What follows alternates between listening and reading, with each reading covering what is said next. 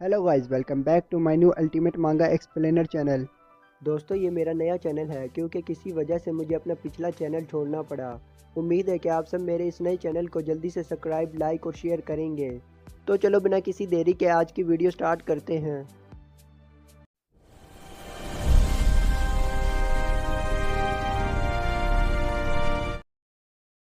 Episode की शुरुआत में हमें जिंगप्योंग को दिखाया जाता है जो हाथ में लाठी पकड़े और गले में एक गठरी लटकाए पहाड़ों में चल रहा है।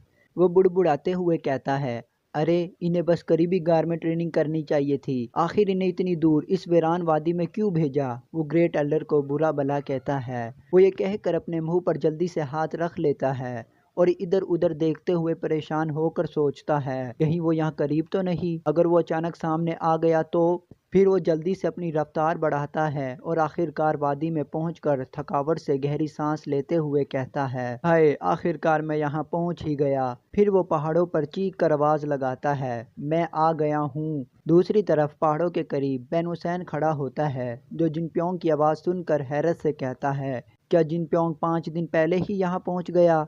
अचानक बेन हुसैन पीछे मुड़कर देखता है और कहता है, आज किसकी बारी है। झाड़ियों के पीछे से एक डिसाइपल की आवाज़ आती है जो चीखते हुए कहता है, आज मेरा दिन नहीं है। अचानक झाड़ियों में चीखने की आवाज़ गूंजती है, प्लीज़ ग्रैंड एल्डर मुझे मार दो, मेरा मतलब मुझे छोड़ दो। उसी दौरान जी ग्योन को दिखाया जाता है जो झाड़ियों की तरफ देखते हुए मुस्कुराता है और कहता है, लगता है सब दोबारा सख्त मेहनत कर रहे हैं। उसी लम्हे जिनप्योंग वहाँ पहुँचता है, हाँफते हुए कहता है, क्या सब कुछ ठीक चल रहा है। चीखने वाला डिसाइबल जिनप्योंग को देखकर हाँफते हुए कहता है, जिनप्योंग। बेन हुसैन गुस्से में उसे डांटते हुए कहता है, तुमने चीख क्यों मारी, तुमने मुझे डरा दिया था। जी गोन हंसते हुए कहता है, ओ तुम यहाँ हो, काफ़ी अरसे बाद मिले।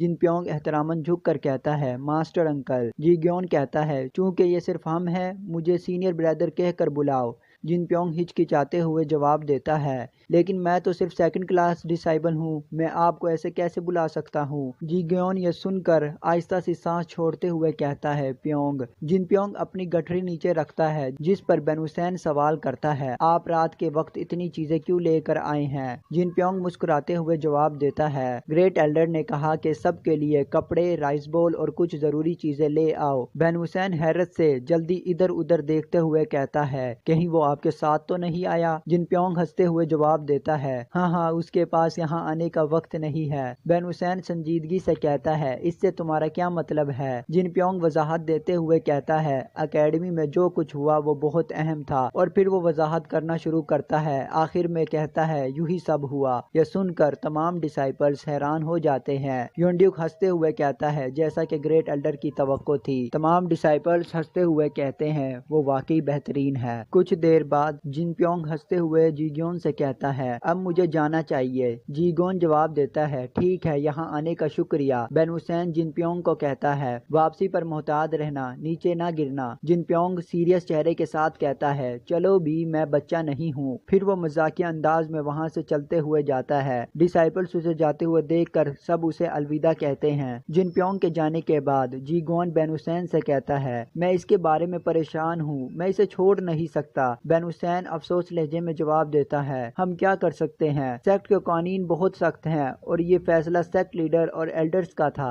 योंड्यूक कहता है, अगर हम ग्रेट एल्डर्स को इस बारे में खुफिया तौर पर बता दे। ये सुनकर दोनों हैरानी से कहते हैं, क्या ग्रेट एल्डर को बता दे। योंड्यूक जवाब देता है, क्योंकि वो माउंट हुआ फिरके की मदद कर रहा है, शायद वो एल्डर्स को राजी कर सके। दोनों इसे सुनते हैं और कहते हैं, बेवकूफ, ऐसा कुछ ना करो। जीग्योन कहता है, क्या तुम्हें नहीं पता कि एक्ट एल्डर्स के फैसले को गलत साबित करता है, यह उनकी दर्जा और अथॉरिटी की बेइज्जती है। ये सुनकर दोनों झुककर माफी मांगते हैं और कहते हैं, माफ करे सीनियर भाई, हम बहुत कम नजर वाले थे। जीग्योन सोचता है, अगर सिर्फ ग्रेट एल्डर यहाँ होते, अगर हमारा फिरका उस वक्त ऐसा होता। मास्टर अंकल की ने कभी ख्वाब में भी ऐसा नहीं सोचा होगा। मास्टर अंकल की का डिसाइबल प्योंग इस बदकिस्मत दिन से कभी नहीं गुजरता। इस सीन से हमें जिंगप्योंग के माजी के बारे में थोड़ी सी मालूमात मिलती है। जीगोन के पीछे से आवाज आवाज आती है, हो तुम लोग किस तरह लाइन में खड़े हो, तुम लोगों को मेरे लिए इतना वक्त इंतजार करना पड़ा। दूसरी तरफ युमसुक आता है जिसे देखकर डिसाइपल्स खौफ के साथ कहते हैं, ग्रैंड एल्डर। जिग्योन कांपते हुए कहता है, आप यहाँ क्यों हैं? युमसुक जवाब देता है, क्या मतलब, मैंने आज आपको नहीं देखा, क्या आप मुझे नहीं देख पाए? बैन हुसैन कहता है,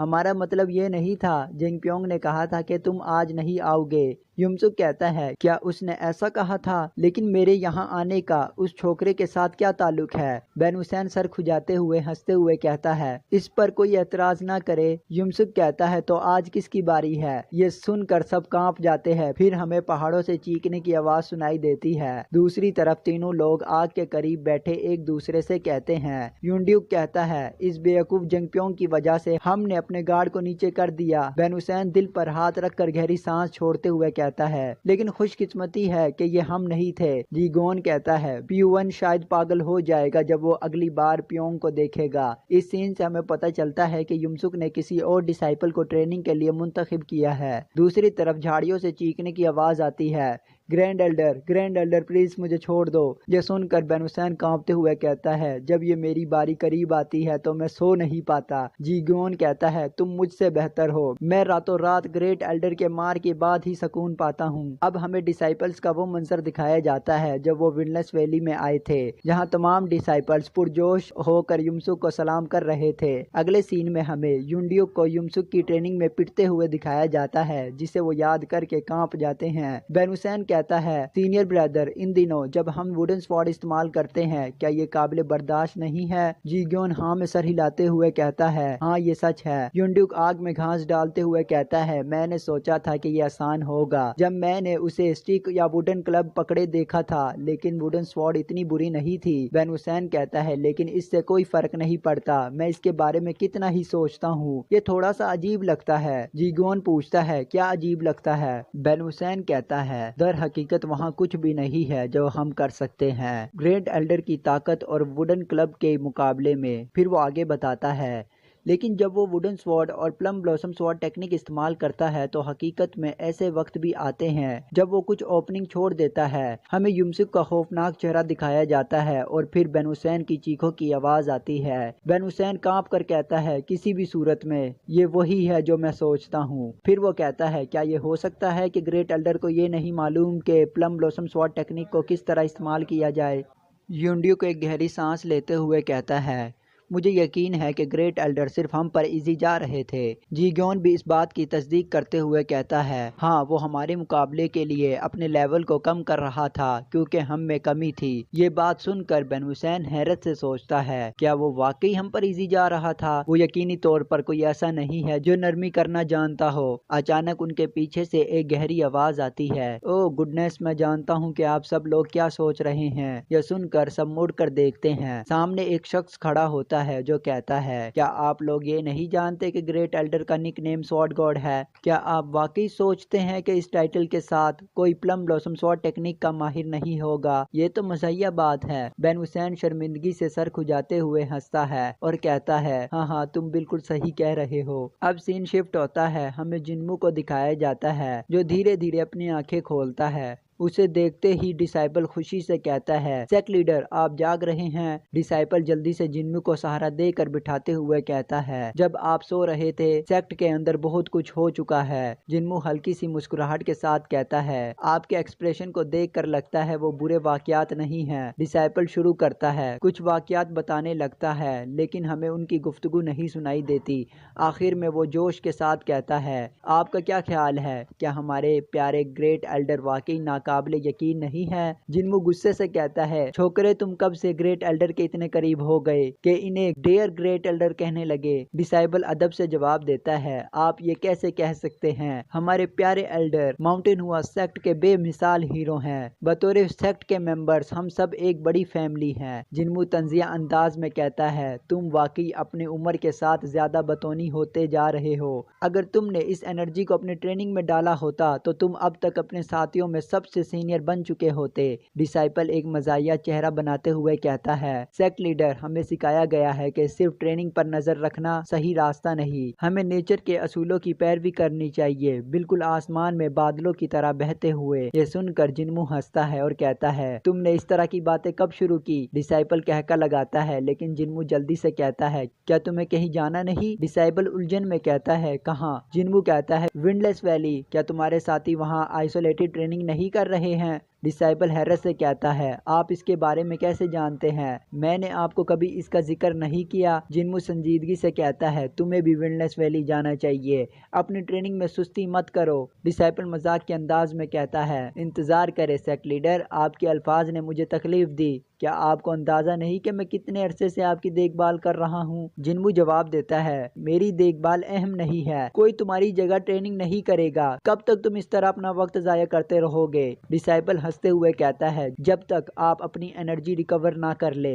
जिन्मू गुस्से से कहता है, क्या तुम्हें लगता है कि यह मुझसे तुम्हें एक्शन लेने का हुक्म दे रहा है? क्या मुझे ग्रेट एल्डर से बात करनी चाहिए? डिसाइपल फौरन कहता है, उन्होंने मुझे पहले ही आइसोलेटेड ट्रेनिंग से माफ कर दिया है। जिन्मू हैरत से कहता है, क्या? डिसाइपल हंसते हुए वजाहत करता है, जब मैंने उससे कहा कि आपकी केयर करना मुझसे बेहतर कोई नहीं, तो उन्होंने जवाब दिया, तो तुम्हें माफ किया जा सकता है। जिन्मू संजीदगी से कहता है, तहम, अगर तुमने अपनी ट्रेनिंग में गफलत की। डिसाइपल जल्दी से जवाब देता है, फिक्र ना करे, ग्रेट एल्डर ने मुझसे वादा किया है, अगर मैंने आपकी अच्छी केयर की और आप जल्दी सेहतयाब हो गए तो वो मुझे एडवांस्ड मिस्टिक आर्ट सिखाएंगे। जिन्मू हैरत से कहता है, advance mistake art great Elder से? मुझे बस आपका ख्याल रखने की जरूरत है, तब वो यकीनी तौर पर मुझे माउंट हुआ सेक्ट का सबसे मजबूत मिस्टिक आर्ट सिखाएंगे। फिर वो जोर से कहका लगाता है और जिन्मू बेबसी से सर हिला देता है। अब सीन हमें एक खूबसूरत झरने के करीब ले जाता है, जहाँ युमसुक खड़ा होता है। वो आसपास के कुदरती व्यू को देखता है, जहाँ दरख्त, पौधे और आसमान सब एक तस्वीर की तरह जुड़े नजर आते हैं। पानी का खामोश बहाव और बादलों का सुकून एक खूबसूरत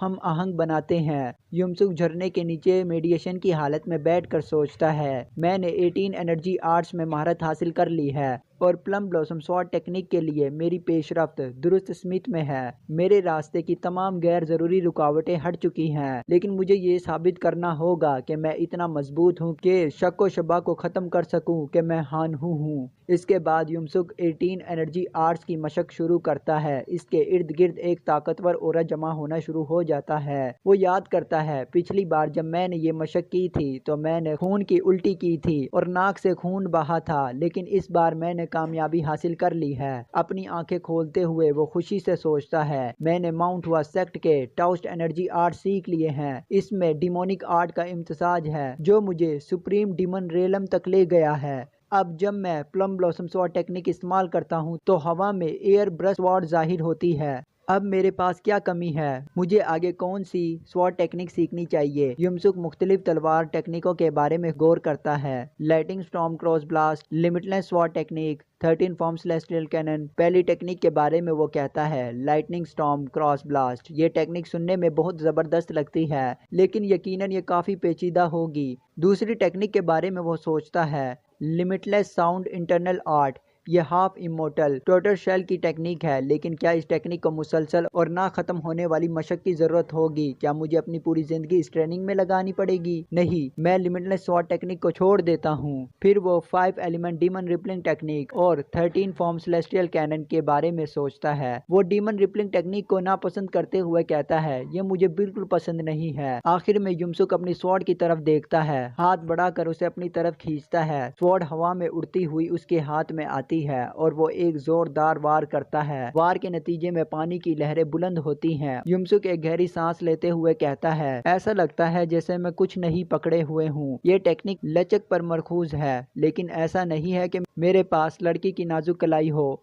ये कहते ही वो अचानक अपनी पुरानी यादों में खो जाता है और सोचता है, मुझे ट्राइडेंट रूलर एक्स और ब्लैक लाइटनिंग लेब्रस याद आ रहे हैं। फिर युमसुक पानी पर खड़ा होकर एक और स्लैश मारता है। पानी की सतह पर लहरें उठती हैं। अपने माथे से पसीना साफ करते हुए वो कहता है, बुरा नहीं है, लेकिन ये सीखने में मुझे थोड़ा वक्त लगेगा। उसके बाद वो अपनी तलवार को छोड़ता है और अपनी उंगलियों से कंट्रोल करते हुए हवा में लहरने देता है। उसका कंट्रोल कमाल का होता है। फिर वो अपनी हाथों को हवा में लहराता है, तलवार को अपनी मर्जी से घुमाता है और पानी की सतह पर एक और वार करता है। पानी फिर से जोर से उछलता है। युमसिक एक संजीदा लहजे में कहता है, अब चीज़ें संजीदा हो रही हैं।